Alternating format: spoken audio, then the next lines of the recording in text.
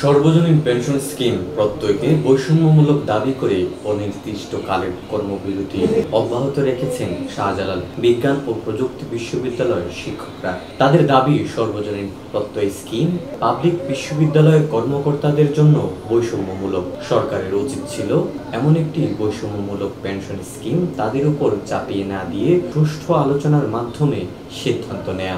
সবগুলো public university তিনটি দাবির পরিপ্রেক্ষিতে এই আন্দোলন করছে।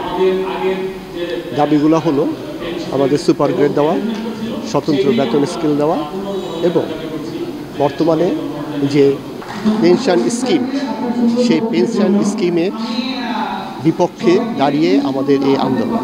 নতুন একটা প্রজ্ঞাপন জারি করে 2015 স্কেলের সাথে যুক্ত করে আমরা যে পেনশন পেতাম সেই পেনশনটাকে অন্যদিকে ধাপিত করেছে। যে ধাপনের জন্য আমাদের উচিত ছিল ওনাদের যে সবাইকে একত্র করে একটা আলোচনার মাধ্যমে এটা একটা পরিবেশ সৃষ্টি করে তখন আমাদের এটা কি হবে না হবে দেখা।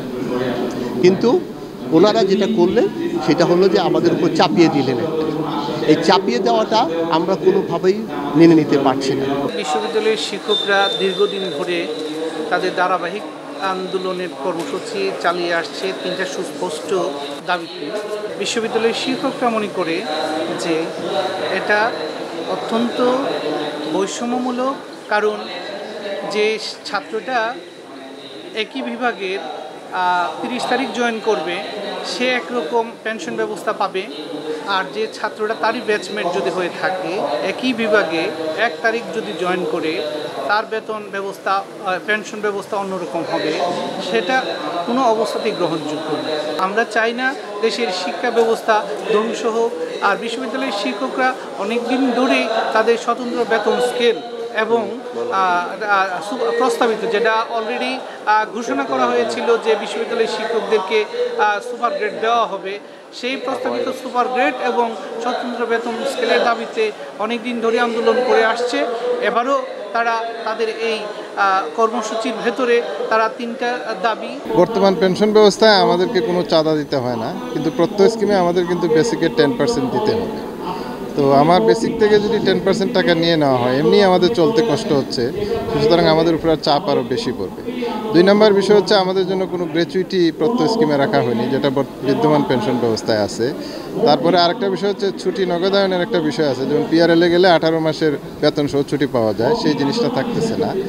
আরেকটা বিষয় হচ্ছে যে প্রত্যয় স্কিমে কোনো ধরনের উৎসব ভাতা বা বোনাস প্রদানের কোনো ব্যবস্থা নাই, যেটা বিদ্যমান পেনশন ব্যবস্থায় আছে। তো আর্থিকভাবে যে আমরা ক্ষতির সম্মুখীন হচ্ছি এতে কোনো সন্দেহ নাই। দাবি আদায় না হওয়া পর্যন্ত চলমান থাকবে শিক্ষকদের এই কর্মবিরতি। সব ধরনের কার্যক্রম থেকে বিরত থাকবেন শিক্ষকরা। বিশ্ববিদ্যালয়ের শিক্ষকদেরকে নিয়ে এই খেলা কেন যে কোনো একটা নিয়ম বিশ্ববিদ্যালয়ের শিক্ষকদের উপরে চাপানোর আগে তাদের সাথে কেন আলোচনা করা হবে না, সেই জায়গাটাতেই আমাদের আপত্তি।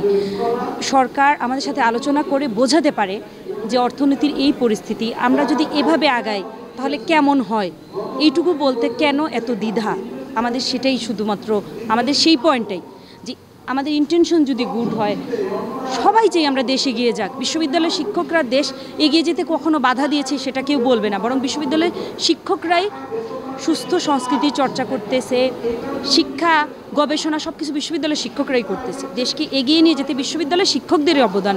আমি সবার কাছ থেকেই আসলে সুবিবেচনা প্রসূত চিন্তা বক্তব্য আশা করব এবং আমরা এখান থেকে বের হয়ে যেতে চাই। বাচ্চাদের ক্লাস পরীক্ষা এগুলো আমরা নেব না, সেটা আমরা কিন্তু হুট করে ঘোষণা দিইনি। 2 মাস সময় নিয়ে কিন্তু আমরা ঘোষণা দিই। 2 মাস সময় আমাদের দিকে কেউ তাকায়নি, আমরা বাধ্য হয়েছি এই জায়গায় যেতে। আমরা এখান থেকে উঠে যেতে চাই।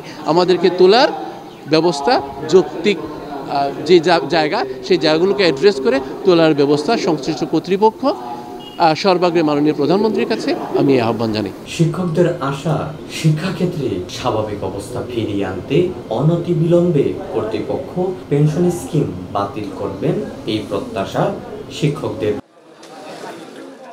জুবায়ের আহমদ, টুরিবিডি টিভি, সিলেট।